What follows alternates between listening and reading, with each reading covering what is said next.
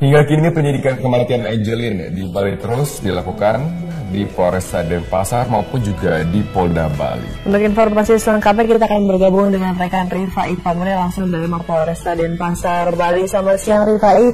Setelah kemarin dilakukan rekonstruksi, apa perkembangan terkini dari penyidikan kasus terbunuhnya Angelin? Ada sejumlah agenda Widya yang akan dilakukan oleh pihak penyidik baik dari Polda Bali maupun dari Polresta Denpasar. Hari ini kami memantau sejumlah kuasa hukum dari Margaret Megawe hadir di Polresta Denpasar. Setidaknya sejak pukul 10 waktu Indonesia bagian tengah. Kami memantau ada Dian Pongkor, lalu kemudian juga ada Aldres Napitupulu dan Jeffrey Kam.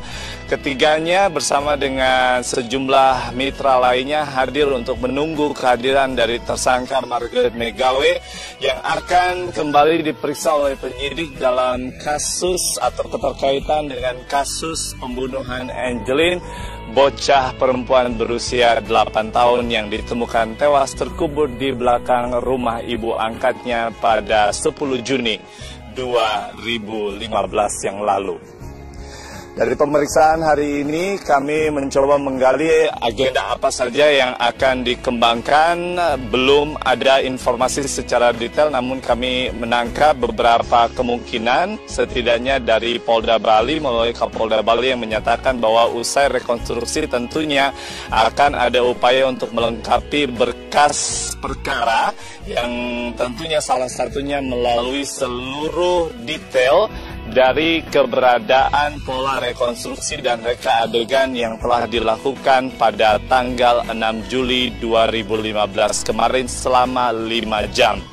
Margaret Megawe sendiri tentunya tidak hanya dijerat dalam kasus pembunuhan Angelin karena sebelumnya telah ditetapkan sebagai tersangka dari kasus penelantaran.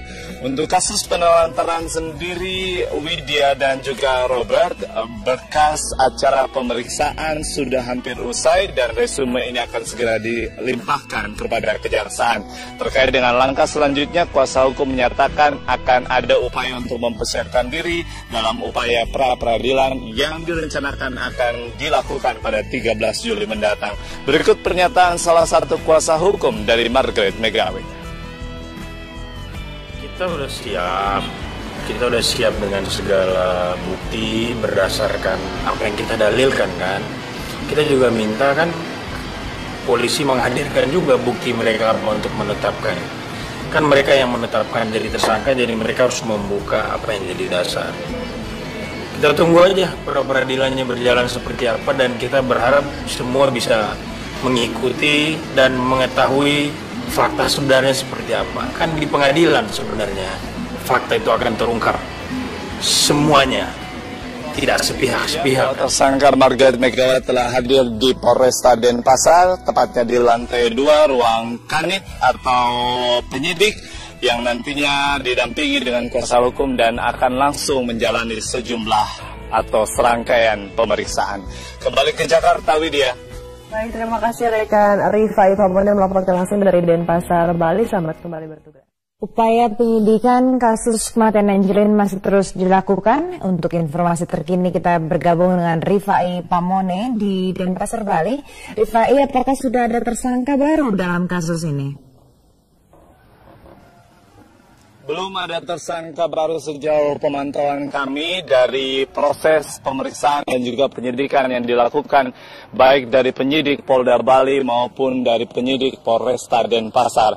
Sesuai dengan informasi sebelumnya yang telah kami sampaikan di program-program sebelumnya, Andini, bahwa hari ini agenda pemeriksaan kembali dilakukan oleh penyidik di Polresta Denpasar khusus untuk tersangka Margaret Megawe dilakukan di Mapolresta Denpasar sejak pukul 12 waktu Indonesia bagian tengah dan baru saja usai. Andini, kami ingin menyampaikan secara khusus terkait dengan apa yang dinyatakan oleh kuasa hukum yang baru saja keluar dari ruang pemeriksaan dan saat ini telah meninggalkan Mapolresta Denpasar, bahwa menyatakan dari sejumlah pemeriksaan hari ini seluruh pertanyaan tidak seluruhnya dijawab oleh Margaret McGawey karena klien dari kuasa hukum menyebutkan bahwa dirinya sehat, tetap datang menghadiri undangan namun tidak bersedia untuk diperiksa. Segala bukti yang disebutkan oleh pihak penyidik dan kepolisian untuk menetapkan dirinya sebagai tersangka dipersilahkan untuk diajukan, karena sekali lagi Margaret McGawey tetap pada pendiriannya bahwa tidak pernah melakukan berbagai tindakan yang berujung pada kematian Angeline, dan sangat meyakini bahwa bukti-bukti tersebut tidak bisa diungkapkan atau tidak bisa dinyatakan benar pada saat pengadilan nanti dilakukan. Hingga saat ini kuasa hukum menyatakan masih akan terus fokus pada upaya pra-peradilan yang akan segera dilaksanakan pada 13 Juli 2015. Andini, sementara sebelum pemeriksaan berlangsung pada pukul 12 waktu Indonesia bagian tengah tadi, kami sempat menemui Kapolda Bali, Irjen Polisi Roni F. Sompi, menyatakan bahwa seluruh proses pemeriksaan khususnya usai atau pasca rekonstruksi kemarin adalah berbagai upaya yang dilakukan untuk melengkapi berkas pemeriksaan. Dikarenakan BAP milik tersangka Agustai sudah tinggal menyusun resume dan akan dilimpahkan, sedang BAP untuk Margaret McGawey akan terus disempurnakan, kemudian akan dilimpahkan. Namun untuk beberapa isu dan informasi yang berkembang terkait dengan keterlibatan anggota keluarga McGawey lainnya seperti anak kandung dari Margaret McGawey yaitu Yvonne yang diduga kuat melakukan sebuah tindakan untuk penggalangan dana dan terkait dengan pengaturan strategi untuk adanya informasi penculikan yang melibatkan adik angkatnya yaitu Angeline. Hal ini secara keseluruhan masih terus akan didalami oleh pihak kepolisian. Apakah Yvonne terkait atau terlibat dalam kasus ini sebelum ataukah sesudah peristiwa pembunuhan atau kematian Angeline terjadi? Berikut pernyataan dari Kapolda Bali. Tempus delictinya atau kejadian dari keterlibatan atau perbuatan yang dilakukan oleh anak-anaknya, anak kandung dari Nyonya ML ini, baik Yvonne maupun Christine ini, ada kaitan dengan kasus yang menyebabkan kematian korban atau pasca. Kan beda nih. Sebelum terjadinya korban atau sesudah terjadinya korban. Kalau sesudah terjadinya korban, maka kita harus melihat bahwa perbuatan pidana yang terjadi mungkin berbeda, ya, mungkin berbeda. Masyarakat harus bisa membedakan